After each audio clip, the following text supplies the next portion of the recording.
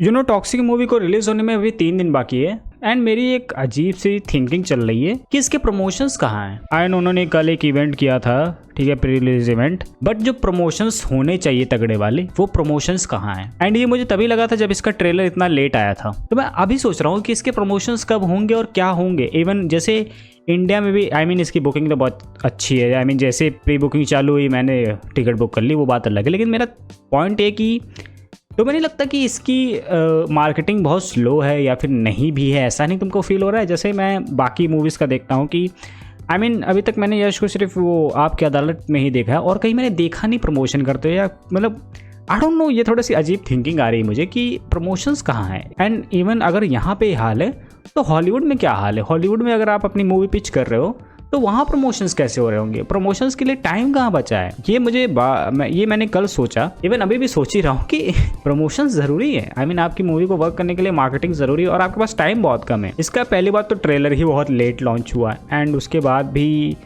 I think trailer आया काफ़ी late आया। इनको ट्रेलर आई थिंक अगस्त के पहले ही 2-3 तारीख को डाल देना चाहिए था, ठीक है। तब इनके पास पूरे होते टोटल 26 दिन होते, ठीक है। लेकिन मैं समझ नहीं पा रहा हूँ इसका। मैंने सबसे वीक मार्केटिंग देखी एक मूवी की, पता नहीं क्यों इसकी मार्केटिंग ज़्यादा हुई नहीं और होनी चाहिए थी। आई थिंक इसका मेन मार्केटिंग ना होने का रीज़न है लेट होना इतना। लेकिन अगर मान लो इनकी मूवी लेट भी होती है ना, फिर भी इनको बीच बीच में ना कुछ ग्लिम्पसेस डाल के कुछ कर करके ना मार्केटिंग चालू रखनी चाहिए थी। आई डोंट नो क्यों इसके प्रमोशंस मुझे बहुत ठंडे लग रहे हैं।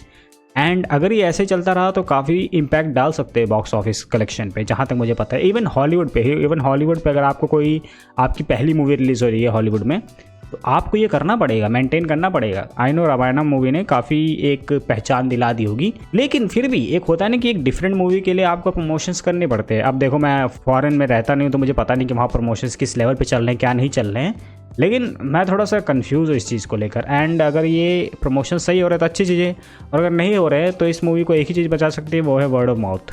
मूवी रिलीज़ होने के बाद जो लोग कहेंगे, जो उनका रिव्यू होगा, वही मैटर करेगा।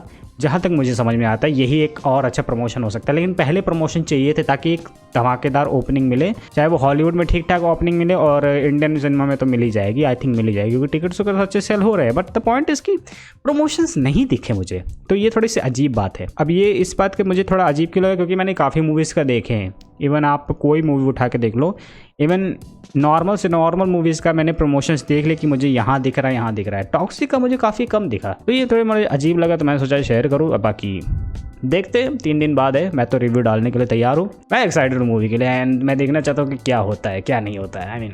Let's see. By the way, English trailer मैंने देखा था, इंग्लिश ट्रेलर का रिएक्शन मैं दे देता हूँ। इंग्लिश ट्रेलर काफ़ी अच्छा था।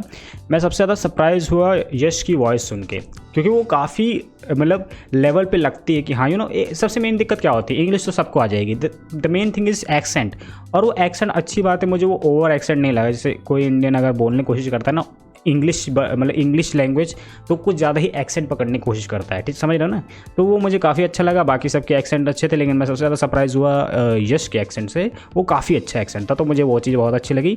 बाकी इंग्लिश ट्रेलर काफ़ी अच्छा था, मतलब मज़ा आ गया। इवन मुझे अच्छा लगा कि इसमें डायलॉग्स दूसरे भी कुछ हैं, तो वो चीज़ अच्छी लगी। अगर ये रिलीज़ होगी बाद में, मैं इसको OTT पे जब भी होगा इंग्लिश में भी देखने की कोशिश करूँगा, क्योंकि उसका एक अलग मज़ा होगा। बाय द वे के लिए इतना ही, देखते हैं क्या होता है। 3 दिन बाद मिलते हैं, देखते क्या होता है।